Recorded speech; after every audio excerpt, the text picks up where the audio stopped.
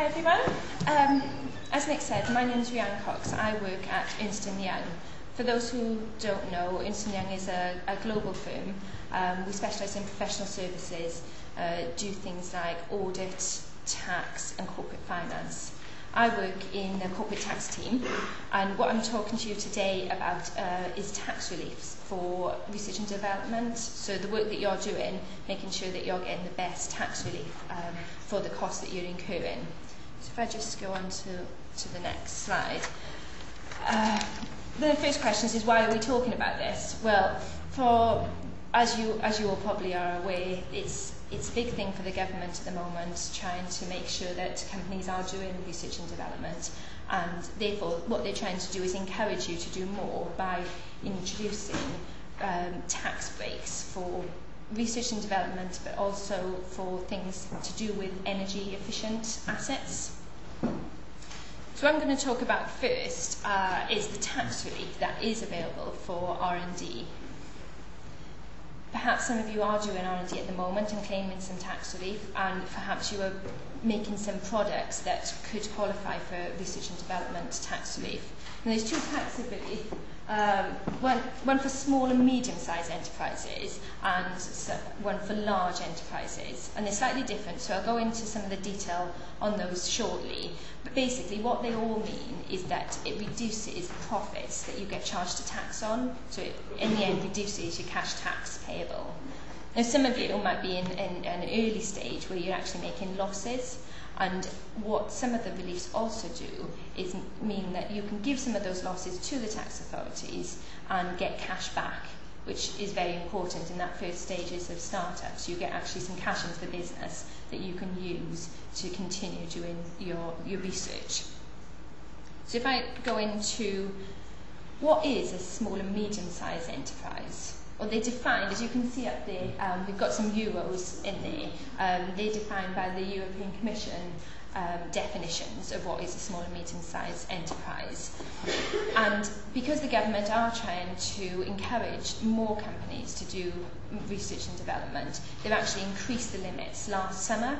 So you'll see the limits now, if you've got less than 500 employees, and you've got a turnover of less than 100 million or a balance sheet total, the assets on your balance sheet, of less than 96 million euros, then you qualify as an SME, as a small and medium-sized enterprise. Now what does that mean? What it means is from 1st of August 2008, for every £100 you spend on research and development qualifying expenditure, you can claim an extra tax deduction of £75, so 175%. So you go out, you spend £100 on staff to do your R&D activities, and when you're calculating how much tax you pay, you take an extra £75 off your profits. If you think about what actually is qualifying expenditure, it's things like staff costs, consumables, sometimes agency staff if you're using other staff to do work for your company.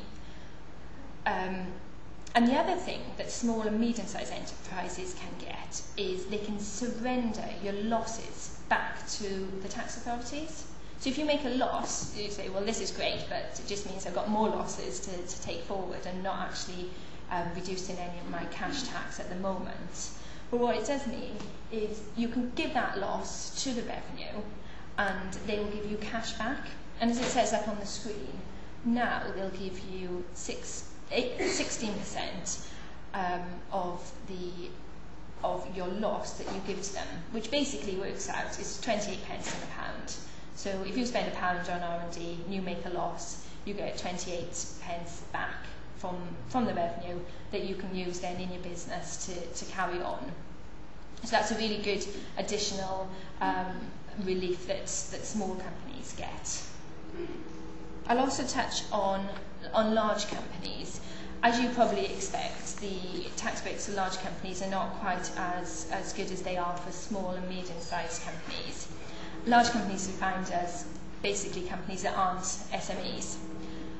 And the rules work in the same way, but the numbers are just different. So for qualifying expenditure that large companies have, the rate now is 130%. So whereas we saw for small companies, you got 175%. So every £100 you spent, you got £75 off your taxable profits. For large companies, they get an extra £30 off. So it's just a smaller number. And the other catch for large companies is you don't get that option of surrendering your losses to the tax authorities to get any cash back. So it just is a reduction in your taxable profits. Now these claims can be made at any point, but they must be made within 2 years of the end of your accounting period. So it's important to think about this when you're actually incurring the costs, so that you get the right claims in and you get the right tax relief on them. That's everything on tax reliefs on R&D expenditure. The other thing I thought it would be useful to cover that the government introduced last year is something called enhanced capital allowances. And what this means is if you buy assets that are basically energy efficient, then you can get tax relief in year 1 for the whole cost of the asset. So if you buy an asset for £10,000, in year 1 you take £10,000 off your taxable profits. So it's a timing difference, and it means that you get an upfront saving for tax on these assets. Now there's a list of assets that qualify for these enhanced capital allowances, and I put the website up there, eca.gov.uk, and that's a very comprehensive website that lists all of the different types of products that qualify. So if you're thinking of buying something to use in the business, it's a good idea to check this website first, because just by buying maybe a different type of product that does the same job, you'll get something that gains 100% tax relief up front, so maybe better for you to buy. I've listed some of the things that are on there.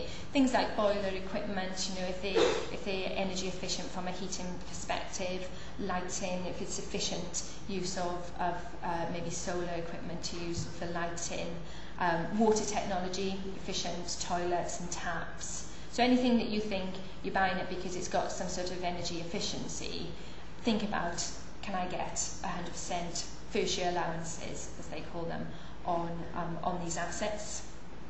The other thing you can claim 100% first year allowances on are assets that you buy to use in your R&D business. So if you're doing R&D and you're buying assets that you need to use to carry out those activities, you can again claim the 100% first year allowance to get the whole tax deduction for the cost of the asset in year 1.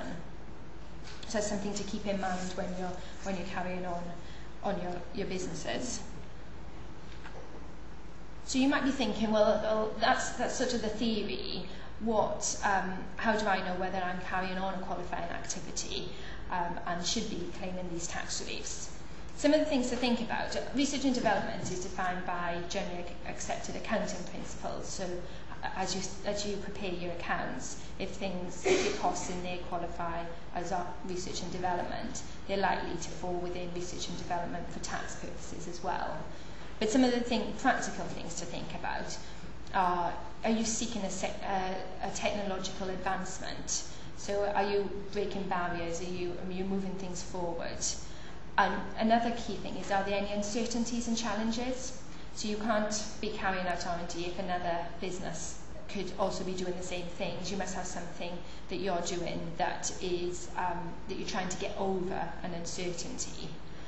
And another indicator is if you've picked up that you can claim 100% first year allowances on assets that you for research and development, then it's likely that you can also get the enhanced tax deductions for the actual costs you're incurring. So those two go hand in hand. So if you're claiming one, you should be able to be claiming the other as well.